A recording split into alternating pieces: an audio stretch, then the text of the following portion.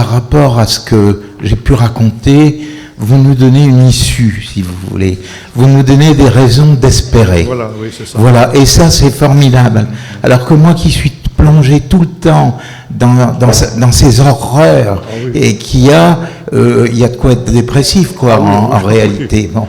Alors, tout ce que vous avez dit, en fait, sur les écrans, nous avons fait un cahier Saint-Raphaël sur les écrans, c'était quasiment ce que vous nous avez dit tel quel. C'est tout à fait ça, les gens sur la plage qui ne se parlent pas et puis qui jouent comme ça.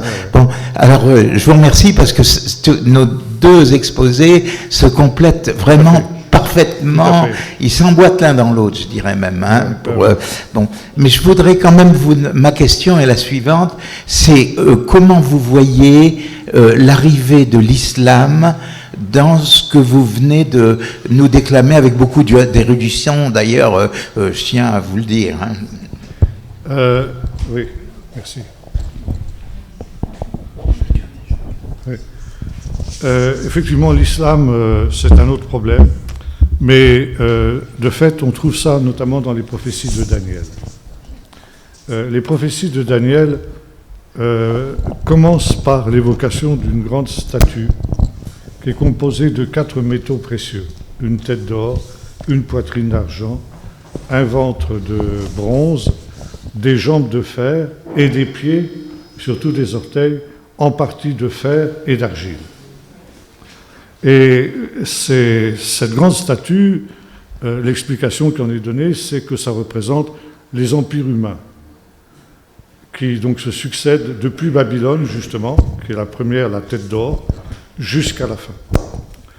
Et à la fin, donc en même temps, ce qui est intéressant, c'est de voir qu'il y a une décadence et non pas un progrès.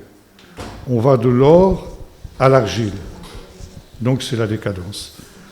Et surtout, le dernier empire est composé donc de ces deux matériaux qui ne peuvent en aucune manière s'intégrer l'un à l'autre, le fer et l'argile.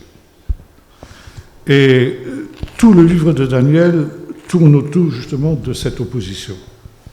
Et dans la suite du livre, on apprend que ces deux matériaux représentent 2 empires, un qu'il appelle le roi du Nord et l'autre qu'il appelle le roi du Sud. Et ces 2 empires ont une relation ambiguë. D'un côté, ils cherchent à s'allier contre Dieu et contre le peuple d'Israël. Et en même temps, chacun essaie d'instrumentaliser l'autre à ses fins. Et il y a un passage intéressant dans le livre de Daniel qui nous dit que ces 2 rois seront à table l'un à l'autre, ils se diront des amabilités, mais en réalité, chacun essaiera justement de rouler l'autre dans la farine. Vous savez, c'est un peu, il y a un de mes livres préférés après la Bible, c'est Astérix, hein, vous le direz à personne. Et dans un Astérix, il y a un moment où deux tribuns, ou centurions, pensent avoir le secret de la potion magique. Alors, ils sont en train de comploter. Ils disent, eh bien, écoute, on va marcher sur Rome, on va renverser César, et à nous 2, nous formerons un triumvirat. Et alors, ils sont là, ils sont en train de traquer à leur entreprise, et puis on voit une bulle, vous savez, avec des petits points, qui sont en train de penser, ils disent, ouais, et quand on aura fini avec ça, le triumvirat, je le ferai à moi tout seul, et toi, tu iras dans l'arène avec les lions. Et l'autre pense la même chose. Eh bien, c'est exactement ce qui se passe. Voyez-vous, ici, dans le livre de Daniel, on est en train de trinquer ensemble, et en fait, chacun dit, le véritable patron à la fin, ce sera moi. Et de fait, on voit qu'à la fin du livre, ces 2 rois fondent sur Jérusalem, et puis là, eh bien, il y a une dissension entre eux. Au lieu de s'unir contre Jérusalem, ils se battent l'un contre l'autre, ils s'exterminent les uns les autres, et finalement, Jérusalem est délivrée. Et l'interprétation des sages du Moyen-Âge, en particulier un sage qui s'appelait Balatourim, dit en fait, le roi du Nord, donc Nord par rapport à Israël, c'est l'Europe. Et le Sud par rapport à Israël, c'est le désert, donc c'est l'Arabie. Et ils ont dit, eh bien, finalement, au temps de la fin, l'Europe et le monde arabo-islamique essaieront de s'unir. Mais c'est une union impossible, exactement comme l'union entre l'argile et le fer est une réalité impossible. Et ils essaieront justement s'instrumentaliser les uns les autres pour aboutir à leur fin, qui est finalement d'être le patron à soi tout seul. Et finalement, cette dissension sera telle qu'ils finiront par s'exterminer eux-mêmes et permettre au peuple de Dieu de respirer, de vivre, quoi. Et je pense que là, l'islam, exactement. On retrouve ça dans l'Apocalypse avec les deux bêtes. La bête qui monte de la mer, c'est la Méditerranée, l'Europe, quoi. Hein. Et puis qui monte de la terre, du désert, une bête terrestre qui est qualifiée de faux prophète. Donc, quelle est la religion qui a été fondée par un faux prophète? Voilà. Moi, j'ai une suggestion à faire. Si ce sujet vous a intéressé, je vous conseille vivement d'acheter le livre sur les prophéties de la Genèse qui s'appelle Au commencement, le dernier livre paru de Jean-Marc Taubois. Il est formidable.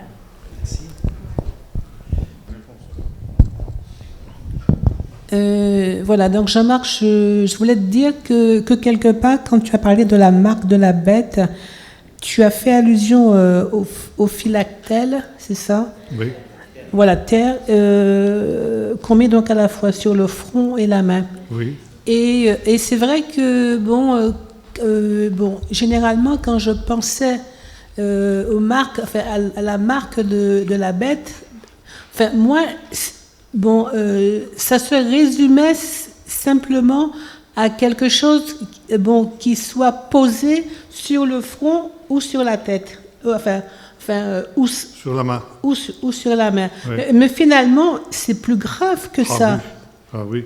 C'est l'inconditionnement total. C'est ce total. que je suis en train de réaliser quelque part, quoi. Ah oui. C'est le fait qu'effectivement, qu'on se laisse nourrir par plein de choses, voilà, qui fait qu'ensuite, on va réagir. On agit conformément, oui, à ce qui nous a été inculqué, oui, par le conditionnement dont on a été l'objet. Oui. Oui, c'est ça. Et c'est là, il faut un déconditionnement, il faut une contradiction totale. Et cette contradiction, ce déconditionnement, on ne le trouve que dans la Bible.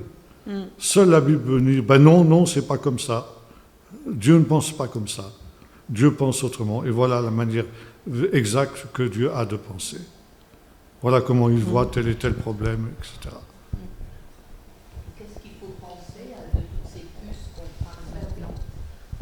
Comme je disais tout à l'heure, évidemment, c'est extrêmement dangereux. Oui. Ça veut dire, le moins on entre dans cette voie-là, le mieux on se porte.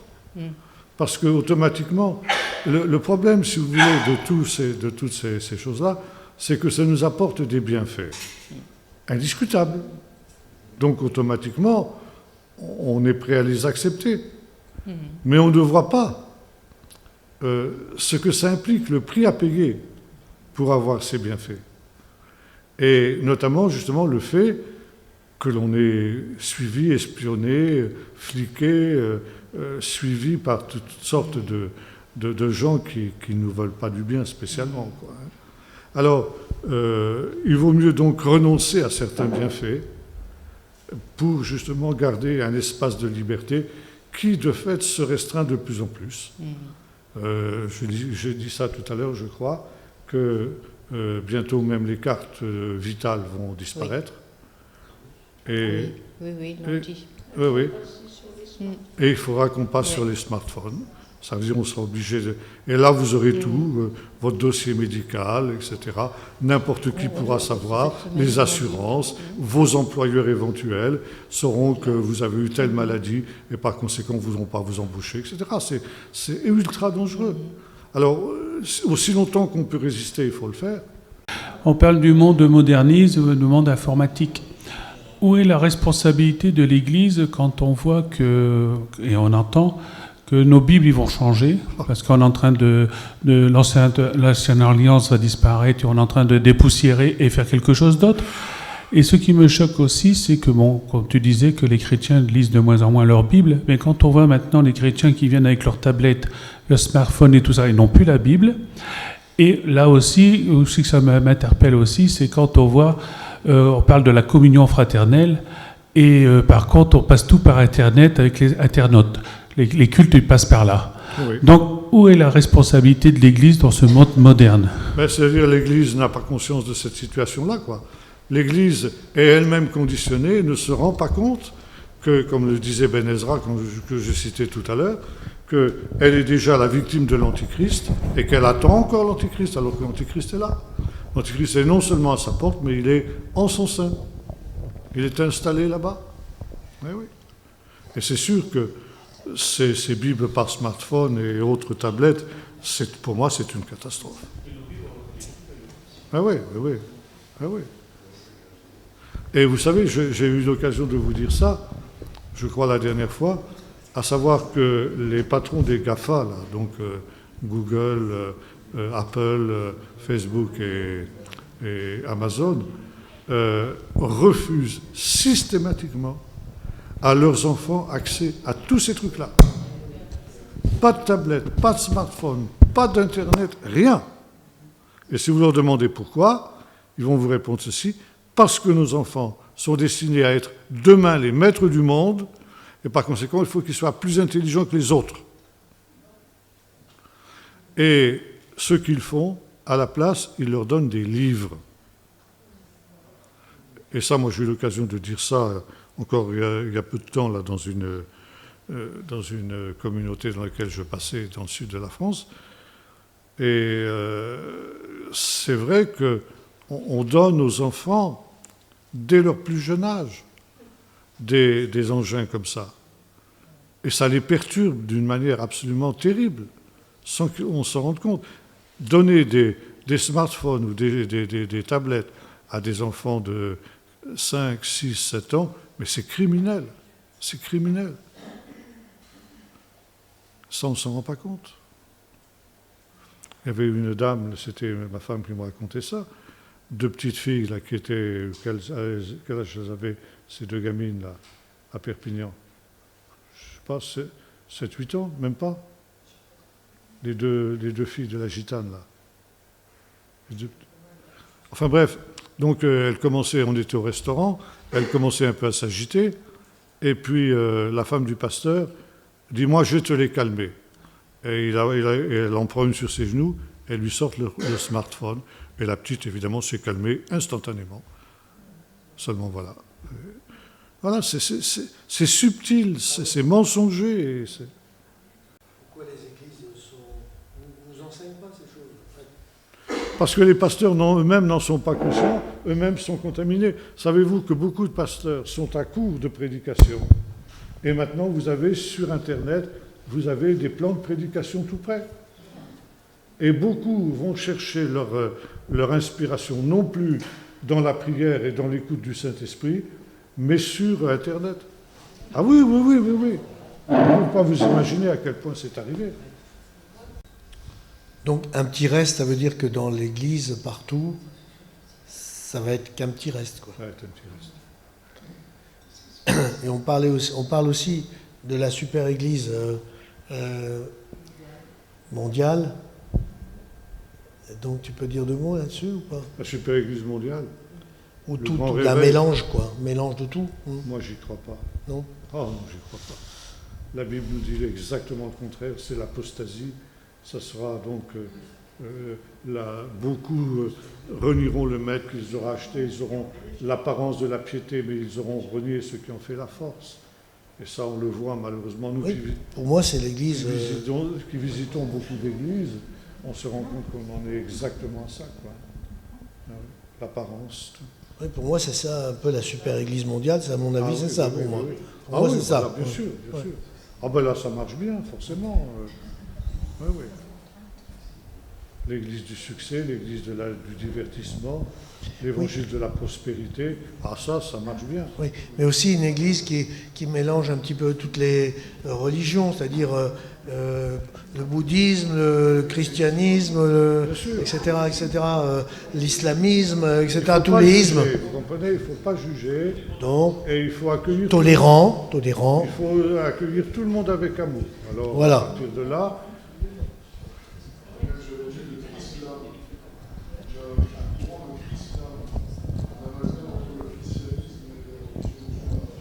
Pardon, le pape en douce, le pape il n'est pas très clair là-dessus. Pape. Ah, le Chrislam, oui, d'accord, oui. Le Chrislam. Ah oui, d'accord. Oui, oui. Non, mais de toute manière, il faut savoir une chose, c'est que dans l'histoire, ceux qui ont aidé l'islam à prendre le pouvoir, c'est les chrétiens. Les chrétiens qui étaient abusés et qui s'imaginaient que l'islam, c'était une religion sœur, et que par conséquent, on pouvait très bien s'entendre avec eux, etc. Parce que c'est vrai, dans l'islam, il est question de Jésus, il est question de Marie, il est question de la Bible et tout ça. Alors voilà, il est facile justement de s'illusionner par confort, quoi, pour ne pas entrer en conflit.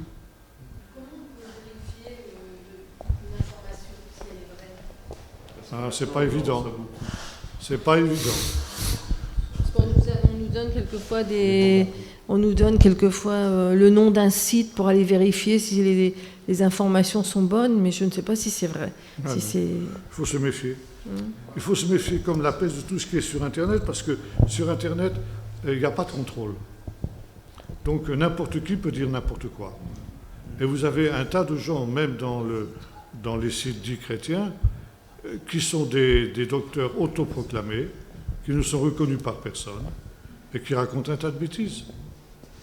Et des pasteurs me disent, le problème, c'est que justement, on ne contrôle plus rien. On ne peut plus effectuer notre rôle de pasteur.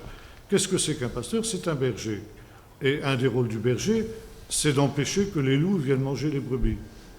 Et les loups, justement, c'est les faux docteurs, c'est les faux prophètes, c'est tous ces gens-là.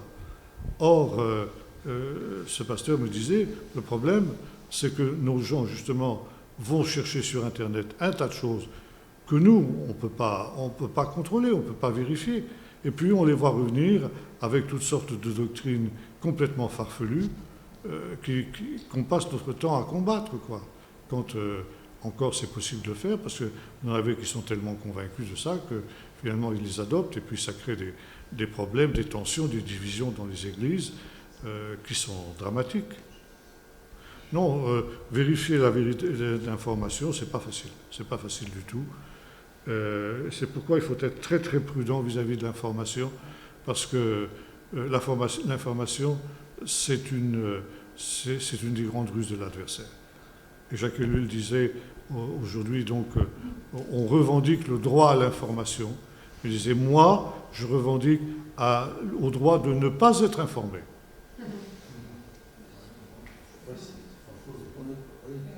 De toute façon, on saura toujours l'essentiel. Vous savez, vous avez un tas d'informations qui sont complètement inutiles et qui sont... Une information chasse l'autre. Je me souviens de ce qui s'était passé il y a longtemps de ça, avant la chute du mur de Berlin.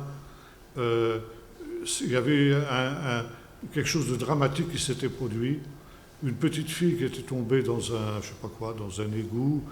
Et c'était la lutte contre la mort pour essayer de récupérer cette petite fille. Et les pompiers étaient là, tout ça. La France suivait cet épisode dramatique, etc. Et c'est vrai, ça l'était. Et sans transition. Donc après avoir donné les dernières nouvelles de ça, le speaker ou la speakerine disait l'information suivante, c'est qu'à Moscou vient de s'ouvrir le premier McDonald's. Vous voyez le déséquilibre total entre ces deux informations. Et puis finalement que le premier McDonald's soit ouvert à Moscou. Qu'est-ce que j'en ai à faire? À la limite, pour cette petite fille, je peux prier pour elle, etc. un McDonald's, qui en ait 10, qui en ait 50 à Moscou et 30 à Pékin, qu'est-ce que j'en ai à faire? Alors, vous avez, on vous encombre, vous voyez, on vous encombre de toutes sortes d'informations inutiles et vaines, mais qui meublent votre esprit, qui sont là, qui provoquent un véritable état second, parce que notre cerveau ne peut pas assimiler tout ça. Et on est obligé de faire le vide, de trier.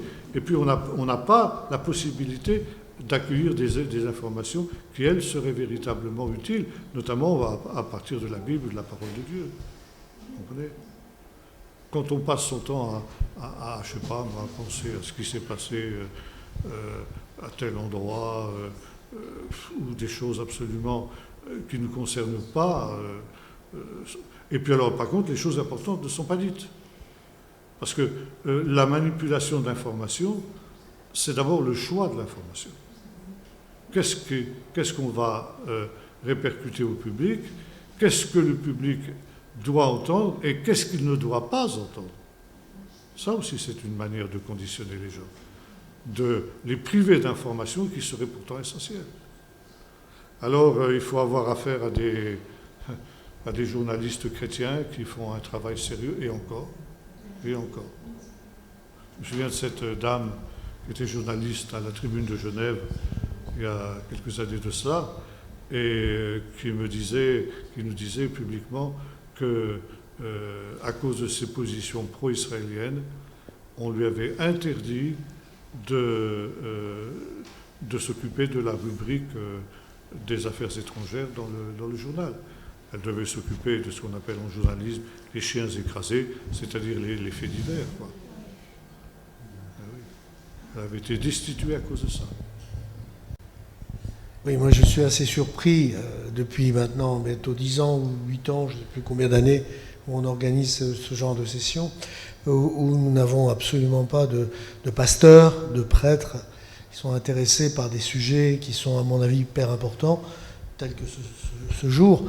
Mais depuis tant d'années, on a débattu des sujets hyper importants qui pourraient leur servir pour justement enseigner les personnes à qui ils doivent parler les week-ends, enfin les dimanches.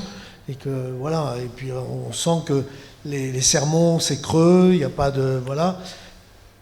C'est quand même... pour notre part, on a du mal à trouver vraiment notre nourriture spirituelle. Non, mais je crois que c'est le cas de beaucoup de chrétiens aujourd'hui. Moi, j'entends ça constamment, hein, constamment. Eh oui, l'Église est en crise. Toutes les églises sont en crise. Il ne faut pas s'illusionner. Et bon, il faut s'accrocher pour soi, il faut être fidèle pour soi et revenir à la Bible. À la parole. Ouais. La Bible est la seule sauvegarde. C'est sûr. La Bible, la tradition, parfois oui. Parfois, oui. Xavier, tu... Elle est souvent déformée. Oui, moi je dis qu'il y a la lecture de la Bible, mais en tant que catholique, il y a quand même la tradition qui est très importante pour nous. Oui, bah ça c'est votre problème. Oui, c'est notre problème. Mais c'est bien, tout le monde peut s'exprimer. Hein, voilà. C'est-à-dire que l'Église romaine aussi a touché à sa tradition. Et à mon sens, Vatican II a précipité la crise au lieu de la résoudre. Si, parce que les gens ont perdu leur point de repère. Il y avait des choses positives, mais il y avait aussi des choses négatives. Et on a adopté des vues libérales sur la Bible, sur un tas de choses. Et finalement, les gens ont commencé à douter, quoi. Et ils sont partis sur la pointe des pieds. Après Vatican II, ça a été l'hémorragie dans l'Église romaine. Attendez pas. Je dis, au final, c'est nos enfants qui nous inquiètent. Qu'est-ce qu'on peut faire pour nos enfants devant de pareilles situations? Parce que nous, on est au courant, mais ils ne nous écoutent pas forcément. Alors, comment faire? Voilà. Comment faire? Prier. Je crois que là, il n'y a pas beaucoup d'autres choses à faire que de prier. Et puis, encore une fois, comme on disait tout de suite, être des signes auprès d'eux.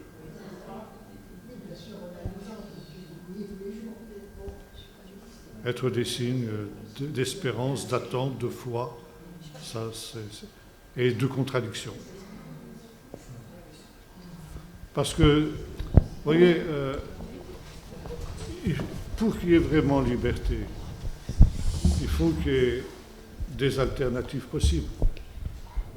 S'il y a une voie unique, une pensée unique, eh bien, automatiquement, c'est cette voie-là qu'on va suivre. Donc il faut que nous, vis-à-vis de la société en général et de nos enfants en particulier, nous proposions un autre terme d'alternative.